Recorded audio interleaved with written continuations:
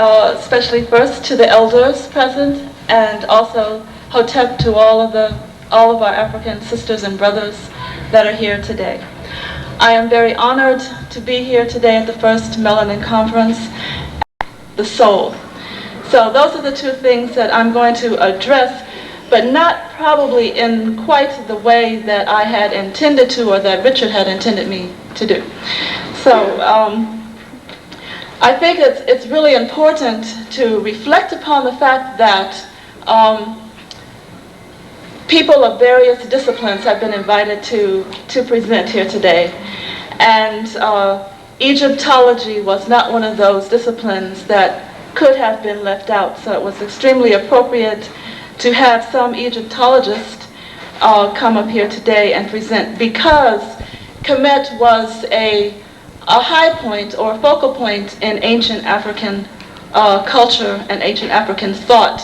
It's not by any means the earliest or the most profound or anything like that, but what we have in Kemet is a book called The Genetic Relationship Between Egyptian and the Black African Languages by Sheikh Anta Diop, and that's the title in translation, wherein he said, if one wishes to translate the word black in Medu Necher, thematically, the only adequate term is Kim. All other renderings would be grammatically incorrect or fanciful. Diop. So what we have, the very first picture on the top left is a picture of Kim. And what it is a picture of, it is a picture of a piece of charcoal. A piece of charcoal. And it means charcoal, it means black, it means carbon, it means to carbonize. And Dr. Diop gave the corresponding term in Wolof, which is him, and the reason it's an H in Wolof is because there was a sound change from K to H over time and space into West Africa, a lot in the older works. When in the written language, the color black is meant specifically, then we have behind the piece of charcoal hair, black braided hair. And that represents the color, Kim, when you just want to talk about it. So the second one you see has the charcoal and it has an owl, which is the letter M, to reinforce the M inside of Kim. And then there's a picture at the end of black braided hair. So therefore, there could be no doubt, again, the idea is reinforced, because in the old pictures you can literally see the hair beautifully braided, so there can be no doubt, first of all, that we're talking about blackness and black people. When we want to refer to the people, to quote Diop again, indeed, it is people. Now the Egyptologists, again, the European Egyptologists, had a lot of fun with this too, because once again, the reference is too clear that the people are coal-black people, and that they are definitely representing themselves by coal and charcoal, carbon, etc. And so they said, well, the reference is really to, with the city sign anyway, it's really to the land. But then that's rather illogical too, given the fact that the land in Kemet is not black, the earth isn't black, the earth is rather reddish in color. So therefore, you'll see that sometimes too when you read the old books. But what it really means is the land of the black people. Okay, so one last quote from Diop, because this is very significant. He wrote about 4 or 5 pages just on Kim in this particular book. And so I'm just pulling out a few most significant points. He said, quote, "This is the most powerful and most explicit term which existed in the Pharaonic language, and deal with another, cannot not understand when, as we proceed to understand Melanin and everything else about the ancient Kamites, and that is the term Necher." So if you look on the right, underneath the Kim, the second symbol, which is a picture of a flag pole with a white piece of cloth hanging out, that's Necher. And I'm going to refer to it some today. Necher represents the totality of all existence. Everything that exists is called Necher. And then you see it in plural. You see 3 of them put together, and that is Necher Ru. And whenever there's a U on the name of a word in Medu Necher, that means that it's plural, necheru. These are all of the various forms of manifestations of existence. All of the forms of life, of existence are called necheru. And everything was referred to as a necher. Plants and animals were nechers. Man was referred to as necher. Concepts and principles are referred to as necher, ma'at, truth, justice, righteousness, wisdom, law, order. All of these things were necher and include right. Kimware. That little bird is a sparrow, and he has a pointed tail, and his name is Ware, and it represents greatness. Well, Kimware was a name for Usir, who the Greeks call Osiris, who is depicted often as coal black, and sometimes the epithet Kimware is used for Usir, and also sometimes a bull, and also sometimes a penis. And in his nature of Kim, of blackness, he symbolizes rebirth, renewal. And so it is not surprising then that Kim would be associated with Usir in that nature of rebirth and renewal. And then there was the term Kemet, which was used for Aset, who the Greeks call Isis. The sister of Usir was called the Set Kemet Sat, the black woman, and Set Kemet Mut, the black mother, or the mother of blackness. And then people named their children and themselves Kim. That was a very popular name. Kim, the black one. Kemet.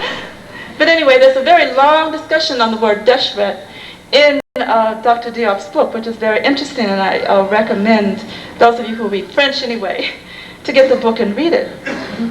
But, I just realized that as I was going on, I keep saying Medu Necher, so I'm just going to write one more term on the board to clarify that.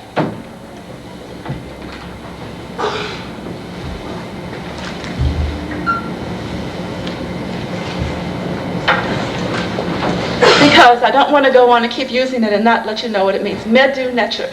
You see, Necher then being the totality of all existence, and the Necheru, the plurality or the different forms of existence, as I just spoke about. Medu Necher, which is the name of the language itself, not hieroglyphs, of course, because that's Greek, but Medu Necher, you see, is itself a Necher, and it says so. Language, speech, language is Necher itself.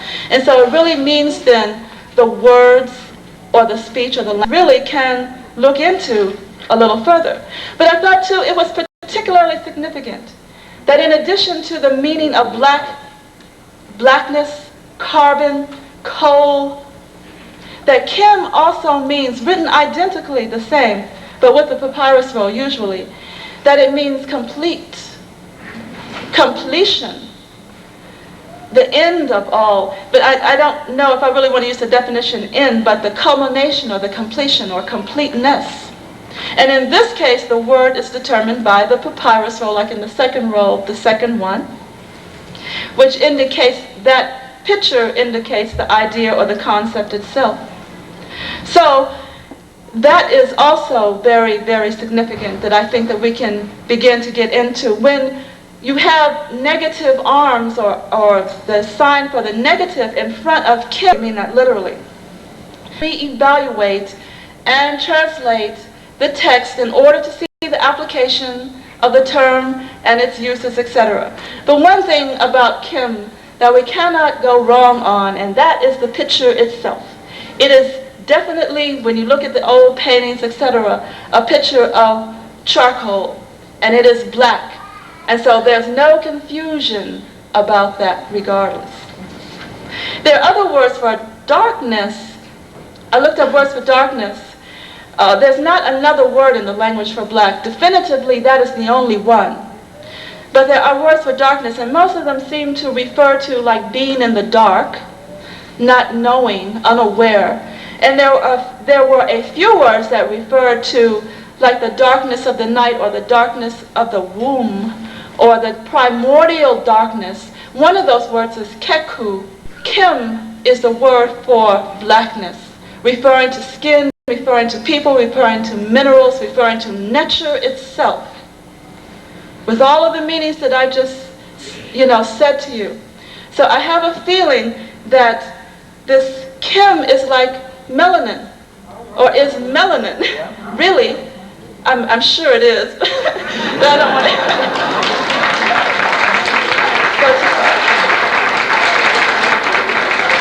So therefore, I propose that we coin a term. It's not really coining a term because it is a term. Why don't we then use Kim for melanin so we can stop saying melanin and use an ancient term?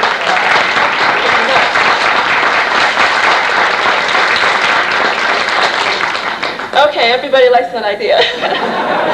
Good. So the one other thing I'd like to add to it is that the writing that I wrote on the upper right-hand side with the bird behind it, which means great black, Kim Ware. That's the term that I'd like to just throw out as a proposal.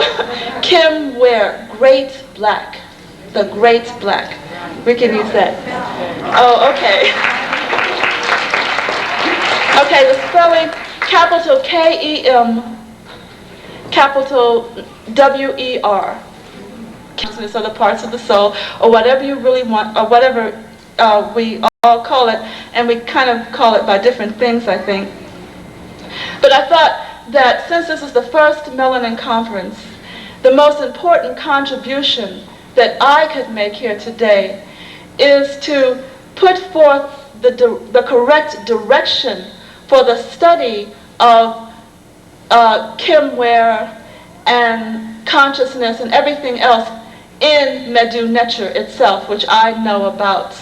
And so therefore, I want to talk today then about methodological approaches to the study of ancient Kemetic life ways. I'm using Hunter's term, life ways. Be it history, ethics, cosmology, theology, medicine, whatever it is. It's too important so that in the following Melanin Conferences, we will have a mode of study and research, because I'm going to show you today that there are a lot of problems with the path that a lot of us have been taking so far. Okay, so to start off, the problem to me is our present method that, you know, he could have just accepted Pionkov and Madam, I forgot her name, analysis of it, but then there's problems with that, which I'm going to address directly right now. First of all, no serious study of nature, and I mean all forms of nature, whether it's melanin or any consciousness or whatever, can be done by African scholars without as full as understanding as possible of these concepts in ancient Kemetic thought. This can only be comprehended, however, from the writings and the pictures of the Kamites themselves, and not via the white man's translations and interpretations of them. It is illogical to accept the thoughts of our enemy about African thought and conceptualization.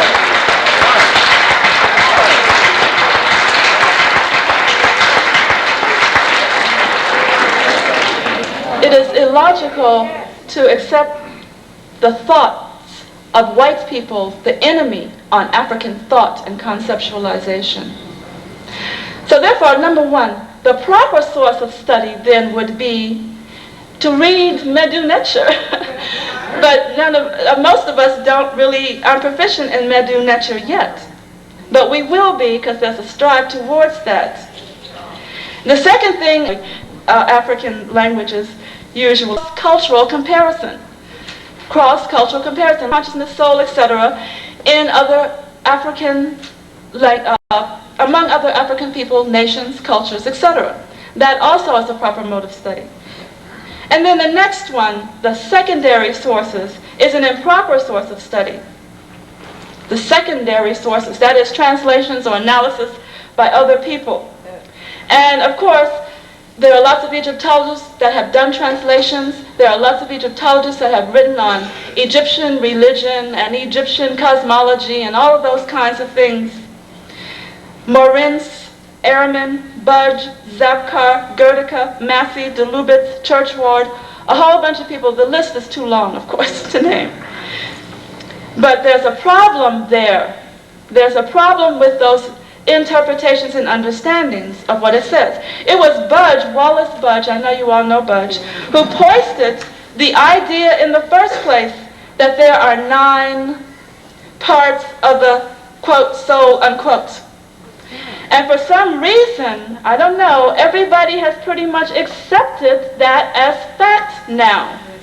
Because I know I used to go around talking about there are 9 parts of the soul. I just accepted it and never even asked, well, where did that idea come from in the first place? Who said that? Why is that so? But nearly all of the later authors follow Wallace Budge and rely heavily on Budge's analysis, including